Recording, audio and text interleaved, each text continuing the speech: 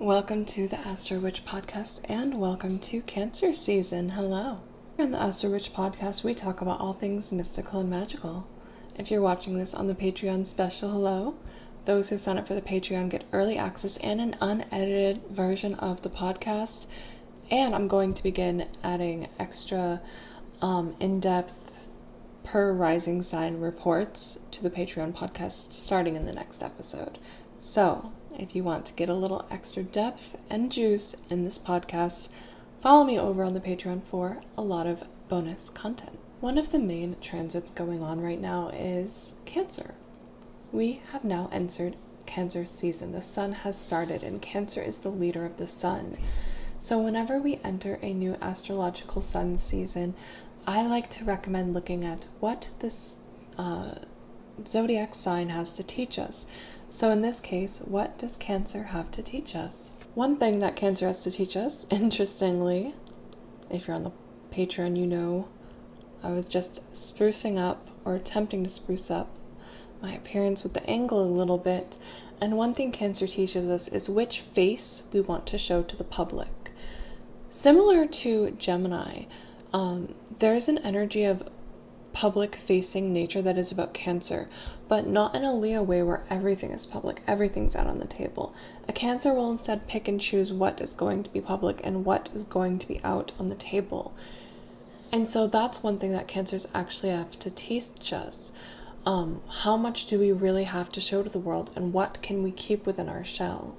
Yes, this sign can also teach us about processing and feeling our emotions, but it teaches us about the private nature of processing our emotions, and that there is a time and place to process emotions publicly. You can think of great artists who make amazing songs about their heartbreak as an example of that, but every time and every place is not that time and place.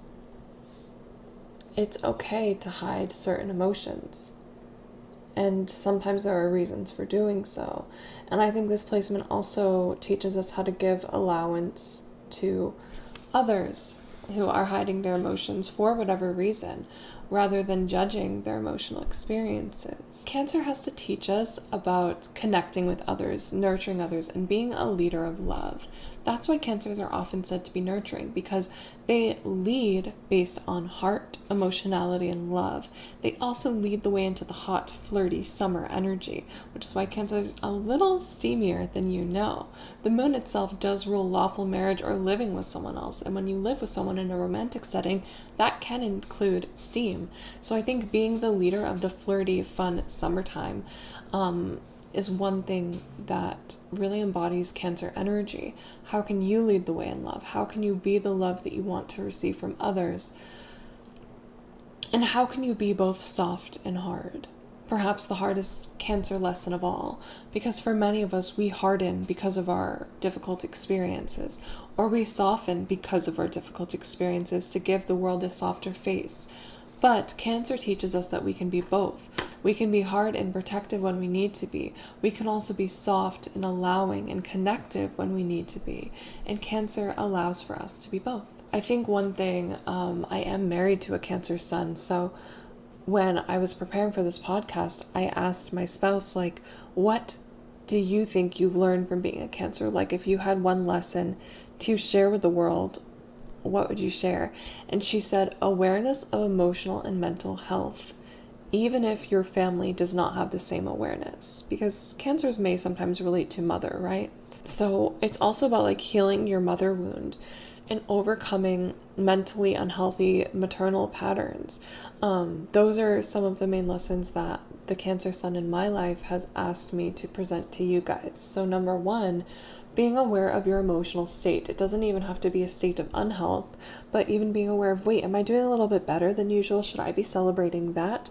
Or, hey, do I need a little bit more support right now? And why am I not creating room and time for myself to have that? And even if you do come from a family that maybe hasn't honored your mental health and mental well-being, how can I honor that for myself, and how can I honor that for future generations as well? Definitely this season for many of us can bring about a sense of mother healing, realizing which unhealthy maternal patterns from mothers, grandmothers, aunts we are still carrying. and how can we let them go? And if some of you do have familial healing coming up, particularly if this transit is going through your 4th house, maybe even your 5th house, just prepare for that, because it can be really deep and emotional during this time. On June 27th, we do have Mercury moving into Cancer with the Sun. Mercury has been in Gemini, which is where it prefers to be. Gemini is Mercury's home, so Mercury has been very empowered and able to help us out. Now Mercury moves into Cancer with the Sun, and that's not necessarily going to be the greatest. I mean, when the moon is either around and able to help, or can see the house and is able to help, it's going to be a little bit better. But I think for the most part, being aware that this could be a difficult, not really a difficult transit, just Mercury going from so elevated to more back down to average. Whenever a planet leaves its domicile and enters somewhere where, even if it's just average, not even being harmed, you're just going to feel that a little bit. And the Sun is, of course, not in domicile in Cancer either. And in fact, there may be some slight discomfort that comes from the Sun, which prefers to, of course, be in Leo, being in the lunar home. So there's a little bit of discomfort. And for many of you, this can be wishy-washy emotions. I mean, for example, I have Mars in Cancer, and I know for me, I have been all over the place emotionally, literally starting just the day before. So pay attention to the cycles of your feelings and emotions. It's kind of the end game here. And I do think Geminis and Virgos in particular will be feeling this, Gemini and Virgo risings, because you're going to be feeling from in the zone to in your feelings, which isn't always going to be comfortable. However, we all at some level may be a little bit more in our feelings in this time. We've also had Saturn stationed retrograde. When a planet stations retrograde, it's slowing down. So in some way, we might actually be getting a little bit of a break from the hard lessons, which could be nice. But it may also feel like the lessons we've already been through are repeating needlessly. So pay attention to the house that Saturn is in and be patient, and decide where you want to be private. Lessons around your hopes and dreams, Pisces energy is very much Jupiter ruled. It's very much be optimistic, create what you want, go with the flow. So really recognizing where has that flow stopped? Did I start a dream? Did I start a hope? Did I start a creative project and forget about it? And should I continue on with that? So with the Sun coming into Cancer, we now have the Sun and Saturn trine. The Sun is the sect leader of Saturn, so they are friends. They do get along at least somewhat. So while Saturn is stationed retrograde, it's at least working with the energy of the Sun to create wisdom. And it's a reminder that the long-term lessons, no matter how repetitive, are for our growth and our spiritual learning. Next week, we're going to be talking about Mars in Virgo and Venus retrograde and all of that in the next podcast. So remember to follow me and stay tuned to the Astro Witch podcast. To end things, I want to do a little Cancer season tarot reading. So let's shuffle the deck, get some shuffling ASMR in here.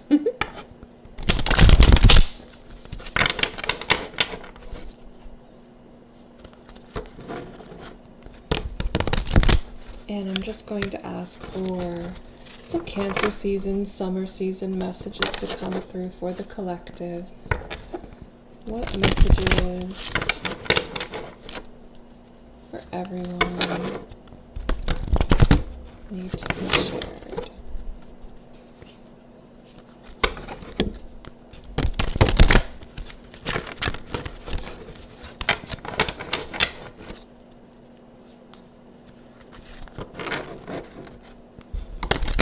Venus is already, if you can believe it, in her shadow period of the retrograde, but we are going to be talking about that in the next podcast.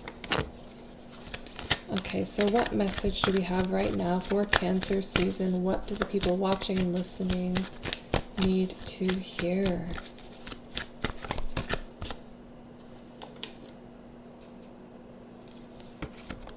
Let's get 3 cards, please. Actually 5. don't know why. I said 3 and then immediately heard no, 5. So we're doing 5. Lovely. And then we'll do a pick a card reading as well. So we got the Knight of Wands, 9 of Cups, the Star, the Ace of Cups, and the 3 of Swords. And guys, this tarot deck is my most used deck, my most complimented deck, and it is in my TikTok shop, so go check it out if you want it. I love it. Very close to the Rider-Waite deck. Very easy to use. Very beginner friendly. But we're getting a lot of cups here. You know, 2 of these are cups. I do feel like for some of you, this is going to be a season of healing. That's why we have both the Ace of Cups and the 3 of Swords. This is a wonderful season to have your fucking hot girl summer. Let go of that shitty ex and just explore your life and have some fucking fun. This can be, you know, once we get through that Mercury retrograde, or through the Venus retrograde, it could even be a good time to call love in, meet someone new. But in the meantime, you are meant to be, like, slowing it down. The Knight of Wands almost seems like a precaution of, like, if you try to rush into your dreams, you're going to end up heartbroken. Versus if you recognize that sometimes there's this divine order and that you can have hope for your dreams without rushing into them. And that sometimes it is about waiting for the divine synchronicities and the timing to come together in order to get the offering and the opportunity that you've been looking for. Then you're able to have this like wholeness, this satisfaction, this feeling of abundance and of having more than enough. But I do think a focus on self-love is meant to come first. And some of you might be experiencing summer love a little bit later, maybe late July, maybe early August. But the focus is meant to be you. How can you stand strong in yourself? How can you enjoy what you have? Enjoy the love, enjoy the cups. Drink from your own cup, fill your own cup. As much as there might be some heat and some spice and a big desire to create things in this time, you need to understand like the cycles of the world. Your dreams are coming true and they don't need to come true overnight. Although with these 2 cards coming out, hell, maybe there will be some dreams, some manifestations that come through quickly. But a manifestation that takes longer to come is not one that isn't coming, and it's not one you have to feel like you're mourning and feel like you have a loss around. And if you feel that, you have to feel into if it's like your ego saying you're bad for not manifesting it faster, or you can't have it because you don't have it sooner. But I feel like this will be a wonderful new season, a season of dreams, and a season of things that make our heart sing. Okay, I'm going to do 3 cards now for the pick a card. You can pick 1, 2, 3. You can listen to all of the messages, whatever you want. But for those who pick number 1, I specifically want to ask, what is going to manifest this summer? What's one good thing they can look forward to this summer if they've picked pile number 1? And for those who have picked card number 2, and for those who have picked card number 3. Okay, if you've picked card number 1, I think one thing that you can look forward to is an opportunity to put yourself first with the 5 of Swords. Like, yes, maybe someone's going to show their ass. Maybe someone's going to show you where they weren't really there for you and they weren't looking out for you and they weren't protecting you. But that's going to give you an opportunity to put yourself first and be a little selfish and take care of yourself. And that's going to lead to big growth.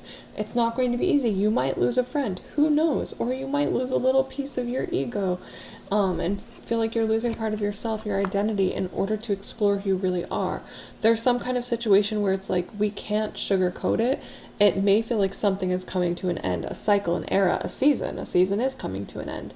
But I think looking at the bright side of it, because I asked to see blessings, it will be a blessing in disguise. You'll be losing something or someone who isn't right for you, wasn't making you happy, wasn't really adding much to your life, or just someone who maybe there are no hard feelings and it's just time to move on.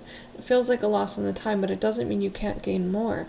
And I think what you gain from this is the ability of resilience and letting yourself be a little selfish, doing what needs to be done so that you can win. If you've picked card number 2, you get the Strength card. So one thing that came out to me first, and we'll get into more of the traditional meanings of strength, but I was thinking some of you might be getting a new pet this summer, which is lovely. New cat, new dog, what have you, because we have the lion here. I was just really drawn to that. But I also think this summer is going to help get you really deep in your energy. And if there's been anything you're wishy-washy around, or if there's been anything you know you want to do, you know you want to have, but you don't feel like you can have it, and you're doubting yourself and you're doubting your journey, you're going to feel a little stronger and more connected to yourself by the end of this, and you're going to realize there are certain things that even if I do have to push, even if I have to use all my strength to make things happen, that doesn't mean that I can't have it. And for those of you who have picked number 3, you get 2 cards. You get the Page of Wands and the Knight of Pentacles. So, new creative projects coming up. You might meet new teachers, new mentors, or new people for you to mentor and teach, if that's your vibe in any way. So that's really cool. Also, if you've been wanting to learn more about like manifestation, spirituality, that is definitely possible. You may feel more spiritually connected, and there may be areas of life. My dog is now barking, or I think he's having a nightmare. Ringo, hey, wake up, buddy.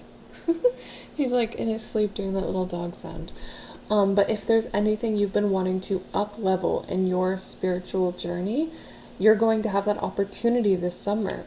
And it's going to carry on with you past the summer. So sometimes the Page of Wands is like, it's a little fickle. And it moves on pretty quickly, but the Knight of Pentacles is definitely saying there's going to continue being movement, and it's going to be something that lasts long term, perhaps until the winter, or perhaps you see the full fruition of this manifestation coming through in the winter. If you have been waiting for a message, particularly one around your creativity or life purpose or your spirituality, that may be coming through from winter to summer. So for the second half of this year, really exciting. Could be some news coming your way. And that's what we have for your happy Cancer season. I will see you guys again next time, where we're going to talk about Venus retrograde. Bye!